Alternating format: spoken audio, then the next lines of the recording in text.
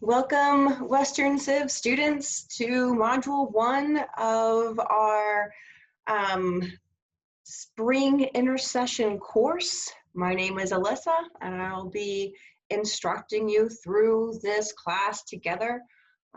Very quickly, you should see in the classroom an overview video that will give you some insight into our syllabus and the expectations for the week. Please feel free to review that if you haven't yet. If we scroll on down here, then we'll see the first week's content. And you are required to complete all of this work. This is a 3.5-week course for 3.5 months worth of work. So it's challenging, but I've tried to be concise in how I curate the content each module. So this module content is about these early concepts. I'm going to go ahead and stop sharing there and instead start sharing with you a PowerPoint here that I'm going to go over with you. Let's see, I'll just bring this over here for a minute. Do that. We should be good. So let's just start at the beginning. It's Western Civ, right? And this is a course that begins at 1500. Some things happened before then. I want to go over a few of those concepts with you, but I also want to go over some of the frameworks for our class. So in the early readings for this module, you're asked to consider the question of civilization. What do we determine as civilized, right? How do we determine what is civilized? Before we start looking at Western civilization and trying to navigate the cultural characteristics of that era and how they impact each other, how the cultures of one groups and the classes of another may impact each other. Before we go into all that, we got to start with just the concept of what is civilized. And my first question is then, who defines what a civilized society looks like, right? And so hopefully from your readings, what you'll learn is a little bit about the background of this word. So let's stop for a second and think about the ways that we're thinking about history. This is a college level history course, and so we're going beyond just looking at the past and regurgitating information. Here, I'm challenging you to think about history in a different way. Think about your relationship to it. Because if you can learn to look at history through an objective and critical thinking lens, it'll be a skill set you can apply to other areas of your life. And it's a skill set that can help you build bridges of understanding with other peoples and other cultures. So you're part of the contribution to that, rather than the tearing down of those opportunities. So when we think about the term civilized, we got to think about the context. And history, context is key. It is the most important factor, because if we don't have an understanding of a historical point, place, person, time, event, whatever it is, if we don't have the context for that information, then we can't truly understand it.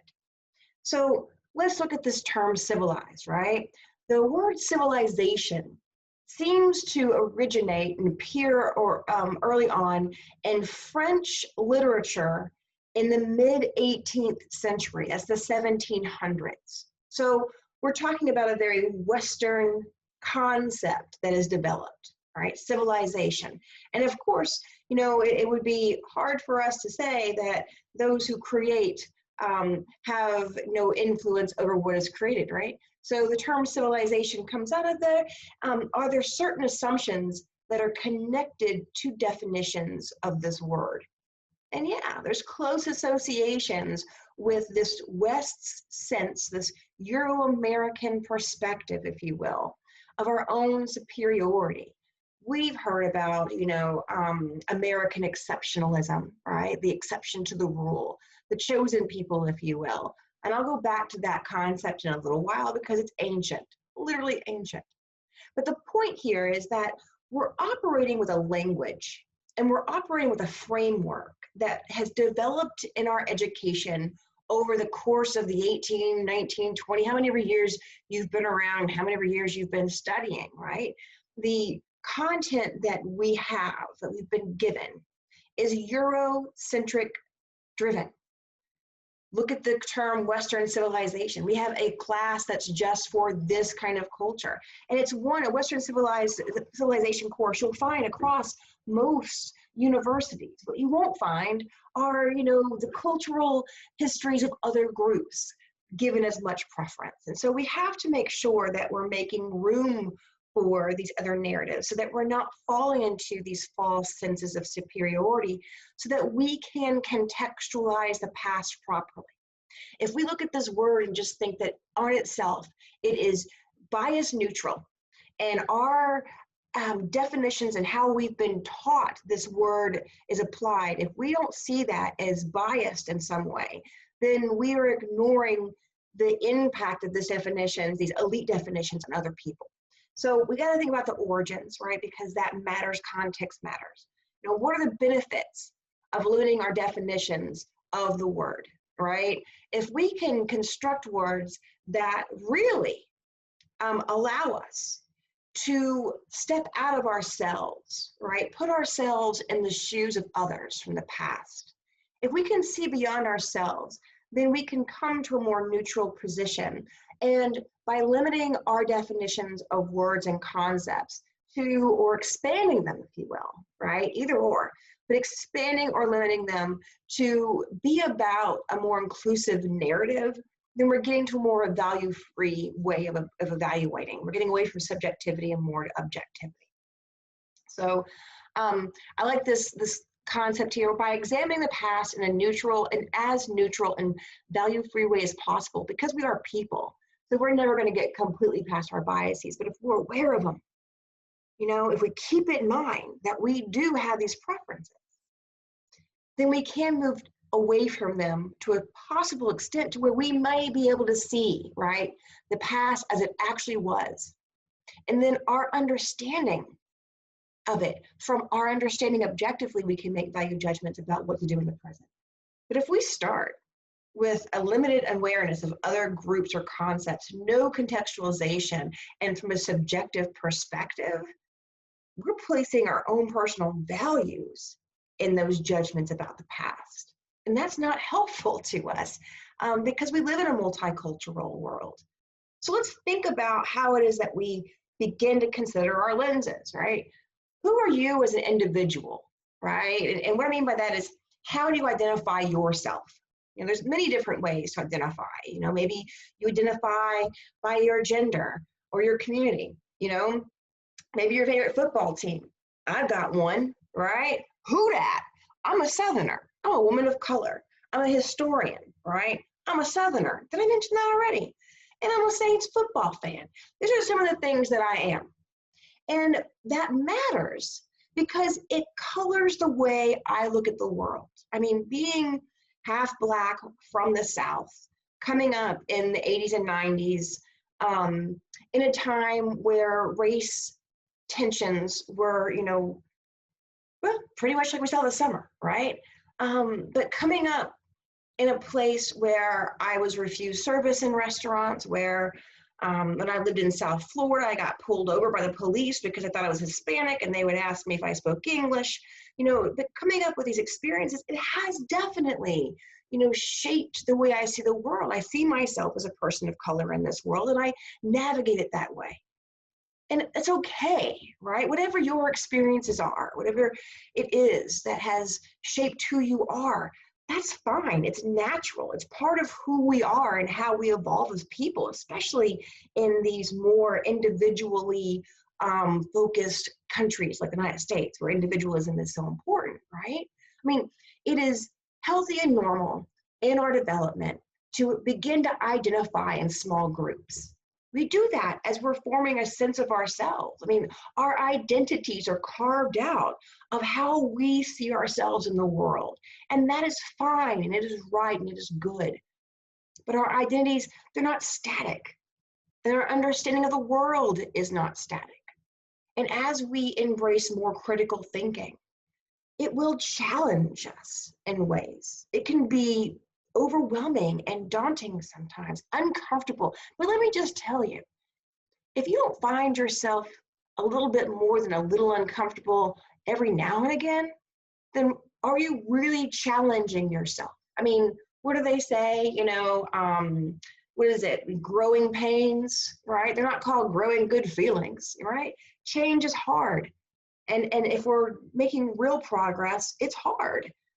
But what we got to get to understand is that we have to be very careful about our identities and the ways in which we view the world, because those small group identifications healthy, but they can also lead to this us versus them. I mean, come on, you gotta say the Saints are pretty amazing, right?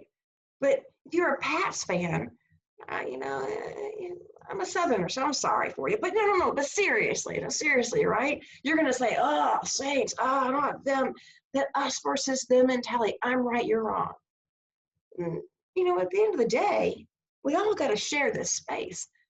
And this us versus them, when we have these similar backgrounds and we commit to that, those backgrounds, if they're not built on real history, if what we think of as the foundations of our narratives and our stories are built around the context, the times and places in which they happen, well, then we're going to see our identities challenged. And we want to make sure that, as we're identifying ourselves, we're not then saying that you're wrong because what's true for me is a universal truth. No, my truth is my truth and it's valuable for that, and yours is as well. But our individual truths are not universal. And so sometimes the way that we identify can become an impediment if it leads to breaking down those barriers of communication and awareness. So it's important that we think about these concepts as we begin to explore Western civilization together. After all, Western civilization, right, has its places where that us versus them mentality has caused some issues. So let's go back to considering what is civilization, right? How do we define civilization? What characteristics must be, there for us to define something as civilized? Think about it for a minute, right? What do you think? Do you need written laws? Do you need currency, some kind of money? Maybe a certain kind of government? Are the definitions of civilization that you have been taught, that you have maybe, weren't even aware, your implicit definitions of civilization, were they subjective or are they objective, right? Cynthia Stokes, which is an author of one of the articles you'll read, she says that we try to get to this value-free definition of civilization, and not just that for civilization, right? But we've been talking about this now for a minute. Our framework for this whole class is to try to come to a value-free approach so that we can understand what the Middle East had to do with our own recovery of our history in the Renaissance era, right? Or what contributions, African nations made to what we consider to be Western white culture. So to avoid assumptions that are built into the word, Cynthia Stokes of the civilization, right? We start by examining the past in a neutral and value way as possible, and we try, like we said, to use our understanding to make value judgments. Instead of coming to the content with our personal subjective lenses, we've got to find a way to compartmentalize that. And this is a very important skill set for you to learn, not just so that you can do well in this class, but because when you're out there in your jobs, and when you find yourself, in a professional moment, or even just a social moment where maybe for one of the first times you're the minority, or maybe, it's a time where you look around and everyone just has something else going on, different culture or something. You got to learn these skill sets so that when you get to those moments, you can be objective and you can take in. And then your own identity, right, will be enriched because of that experience. And I say this because, I was born in Tennessee. I lived a good long while in Florida on the East and the West Coast. And when I lived in like Miami, man, like nobody spoke English in the neighborhoods I lived in. I got this Afro-Cuban jazz band going on in the street. It was amazing. Different flavors of like Guatemala and Honduras and Portugal, like all of these different places blending in Brazil and if I had not been open to these experiences, man, flavors that are now a part of my palate, I wouldn't be able to claim as my own. And the thing is, what we claim as our own in this Western culture that we come from, well, as you're going to find out, it's really not so much Western culture as the whole early civilizations on the Eurasian continent, sharing and contributing to each other. So, what is civilized? Are the indigenous tribal groups in uncontacted Amazon regions of Brazil, are they civilized? Who is civilized? Let's start at the beginning, shall we? Let's go back for a moment, because we have a large common experience we've shared as people. You see, early on, right, the first Homo sapiens came out of southeastern Africa here and began to come out into the Middle East and into the Far East, and then up over the land bridge. That's the narrative. As you can see here, though, possible paths of expansion also bring people from what was considered to be perhaps somewhere in Africa over into the Central American era earlier than this migratory pattern comes down. And the reason that we think that is because, well, there's architectural remains, but there's also archaeological evidence here of carbon dated evidence that shows people were there, I don't know, 50, 75,000 years earlier than first expected, which would mean they'd come out of this area by boat. Interesting. Anyway, what happens is that over the course of about 25, 35,000 years, people emerge out of Africa and begin to settle into other areas. Keep in mind that people were also going into Western Africa as well. But our early quote unquote civilizations, and when we define civilizations here, we're talking about organized communities of people that are large and complicated. So you have tribal groups that come and you have groups that are throughout here. But in our earliest civilizations here in Africa, the Indus Valley civilization, Mesopotamia, the Yellow River, Mesoamerica, and the Andes, these are all civilizations that emerge around rivers. Greece is considered an early civilization as well, and it's a seaport. So you can see here, there's Greece, right? So there's a lot of commonalities here, a lot of things that we share. We just talked a minute ago about how we have our individual perspectives, right? And our own lenses and our small group identities and how that's unique to each one of us. But if you take a step back, pretty big step back, and you look in these ancient civilizations, even though they at first had no contact with each other really, they evolved and emerged the same way, the same patterns, because we all are human and we have a lot more in common than we do that's different. So some of those ways, well, the first thing that we did when we began to create complicated civilizations was to irrigate land, right? We began to settle into communities and we began to irrigate for production of different grains and wheats and such. Sorry, my dog is looking like he wants to get down for a moment. And we see records of that, right? Different types of records of this past. And once we began to work land and invest in it, we wanted to make sure no one else came around and took our land. And so we began to form ways of writing and recording. Most of the documents we have from ancient civilizations are marital records and contracts, right?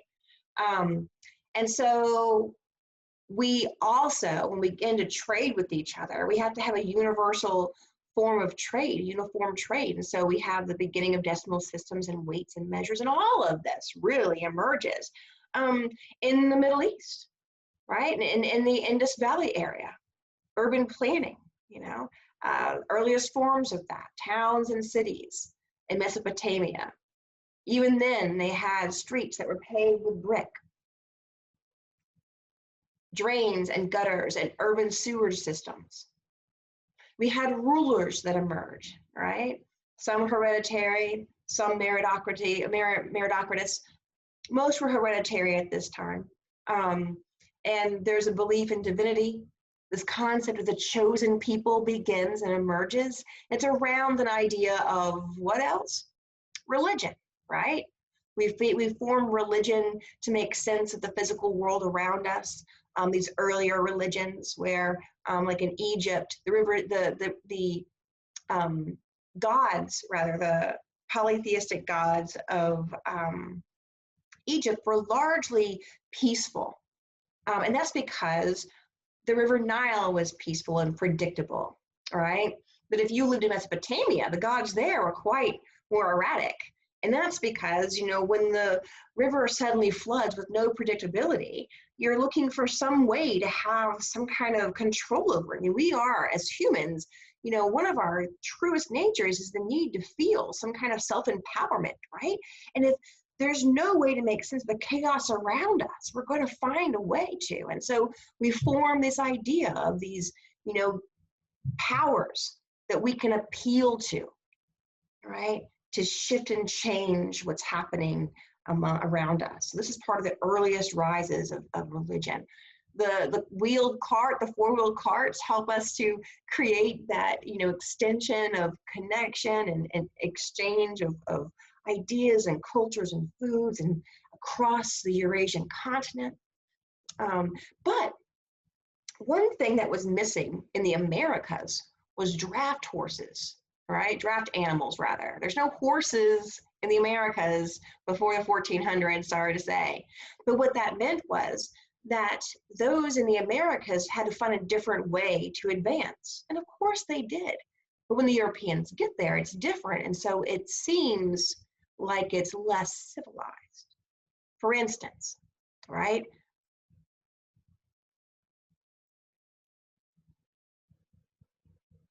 Many indigenous groups were as advanced as Europeans.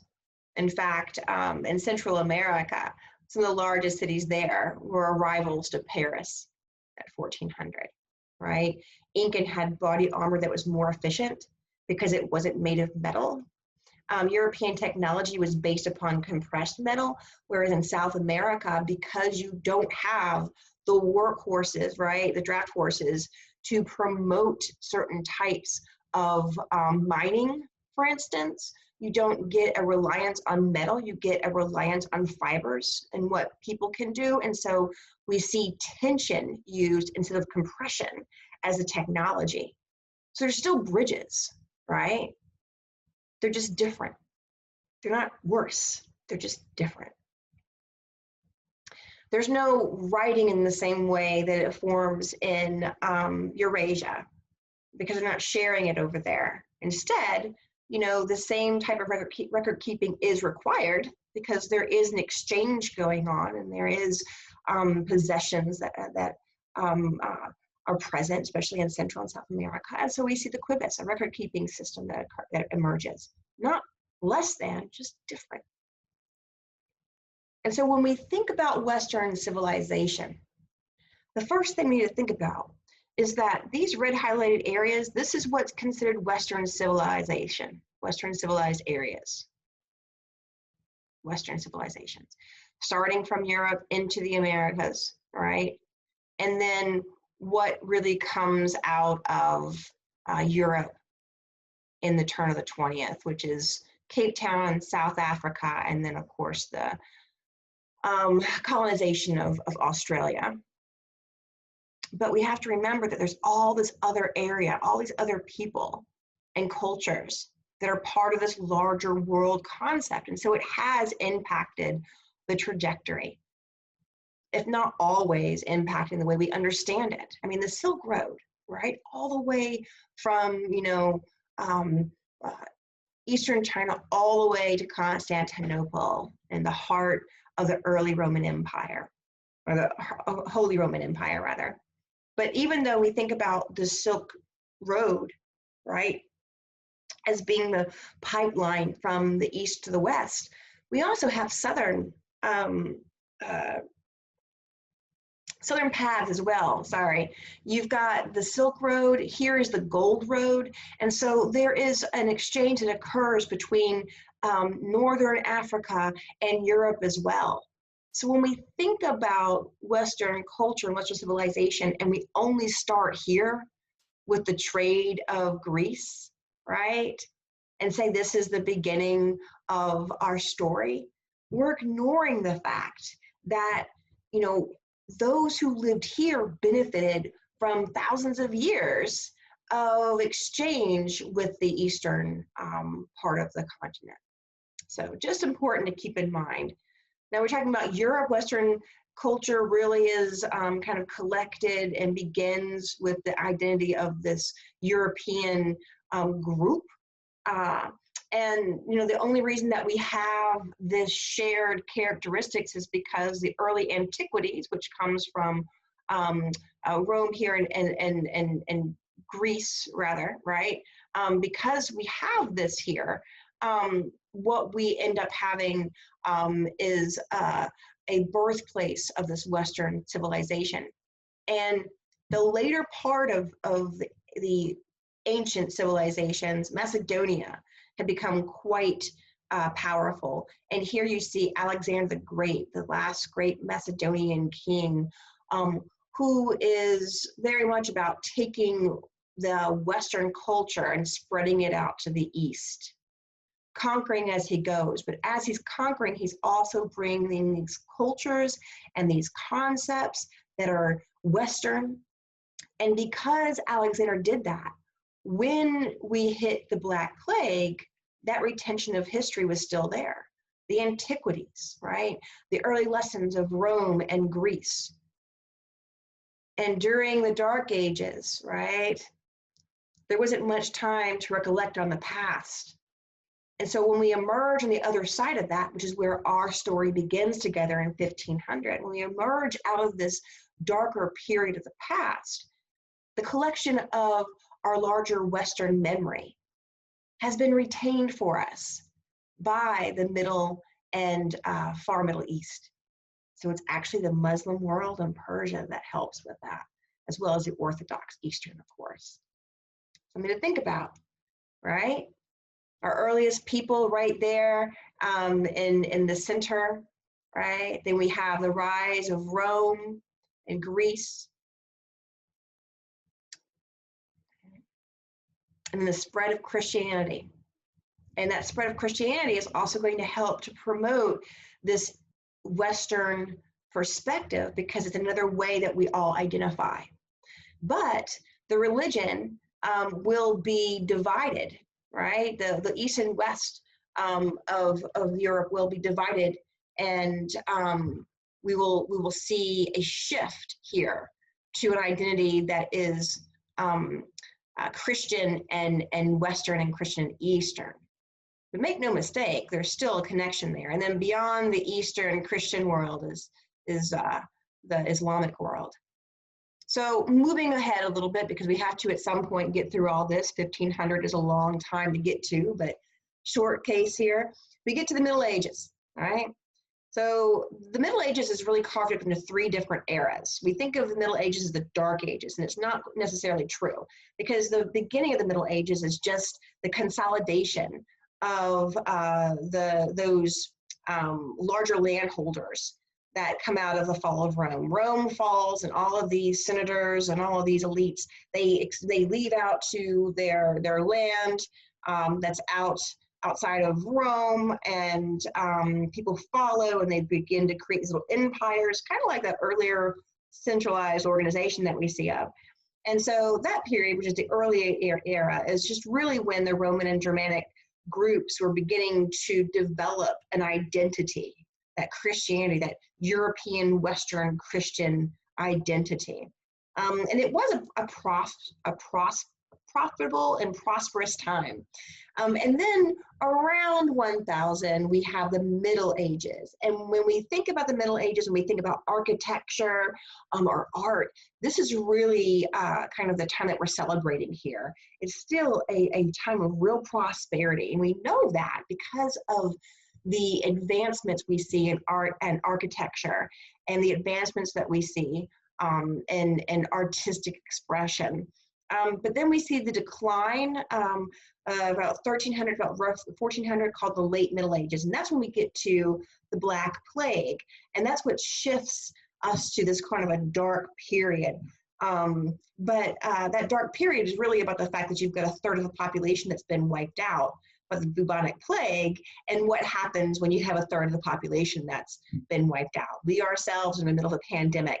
If you can imagine well, I don't even want to go there, but if you thought of the fact that we've lost 300,000 people, if that was 30 million, right, we would be getting closer to what the realities were of Europe during the dark period of the Middle Ages. And 30 million, 50 million would be taking a very different a toll on our country. And so central, you've got this population spread, because now you've got these people who are coming out into this new land.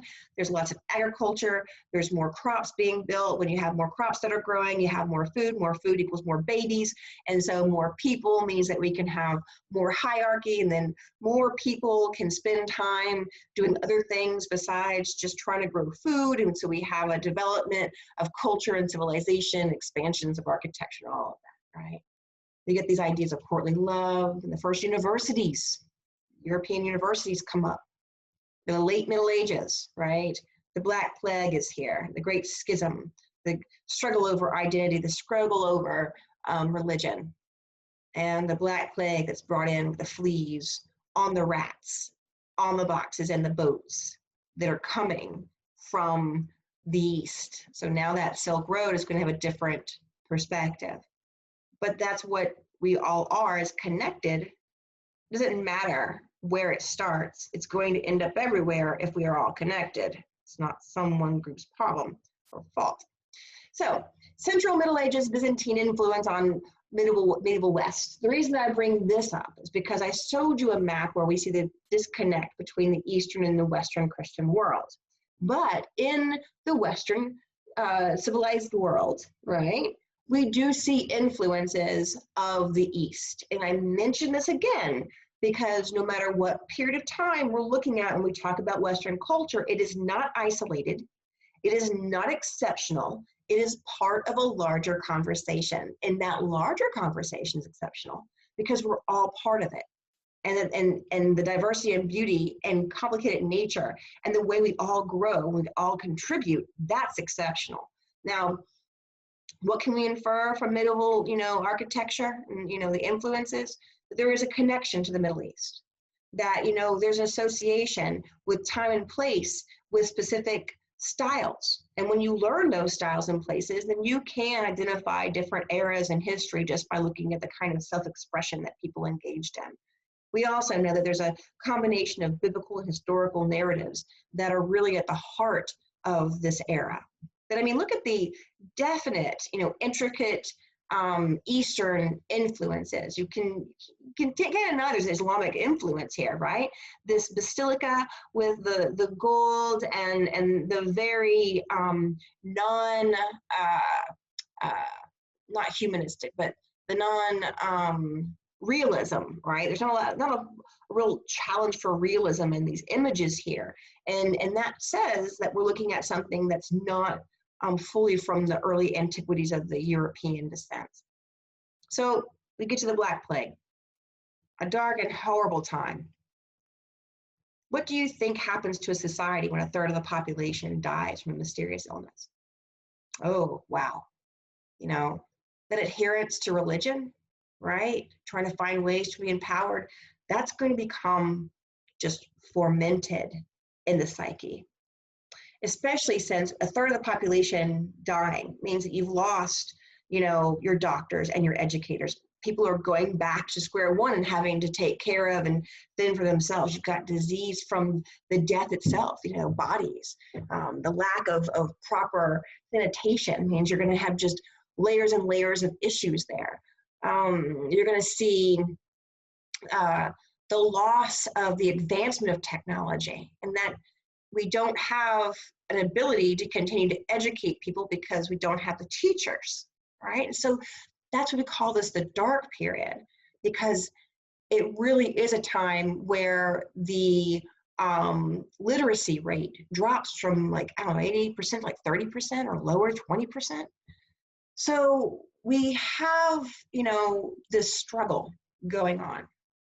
So this is the time period when our earlier Western groups begin to migrate, right?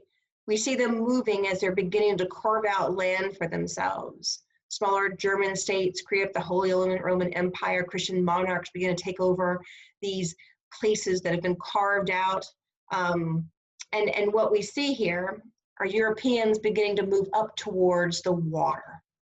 Now, when you go to watch Guns, Germs, and Steel, this is an important factor in why it is that Europe will dominate for the next, I don't know, 1,500 years, right? And dominate certain places.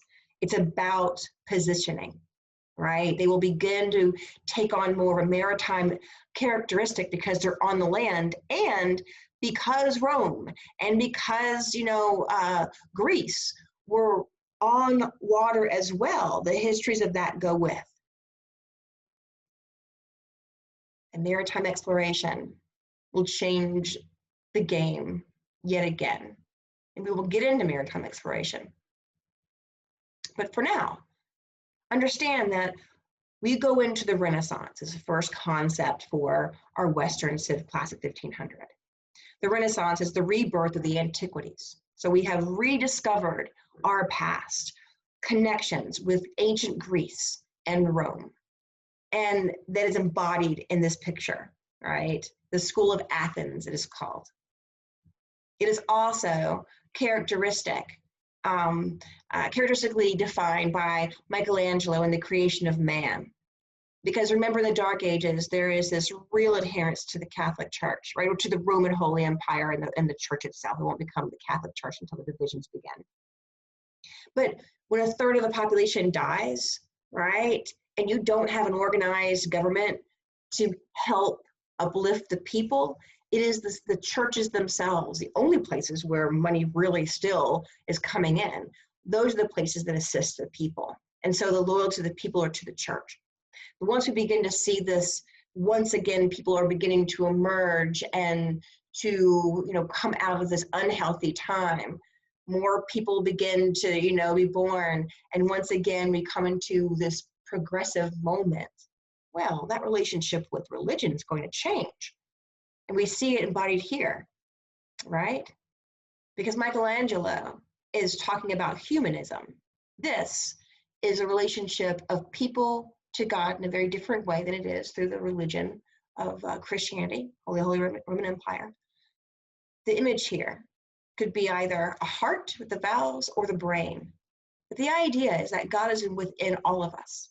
Humanism is a focus then on people and the relationship of people to the world, rather than a religious perspective on people and the relation to people and God. And so we see a shift occurring here as we once again see the human pendulum, right, shift. Just as we see it in our own politics, back and forth. We can see it here in this period of time, back and forth between religion and the secular, right? And so, again, Our commonalities all derive from places in which we share. Conversations that we'll have moving forward will be about these connections, both globally and then more related to ourselves here locally. But until we get there, I wish you all a good night, and I'll see you soon.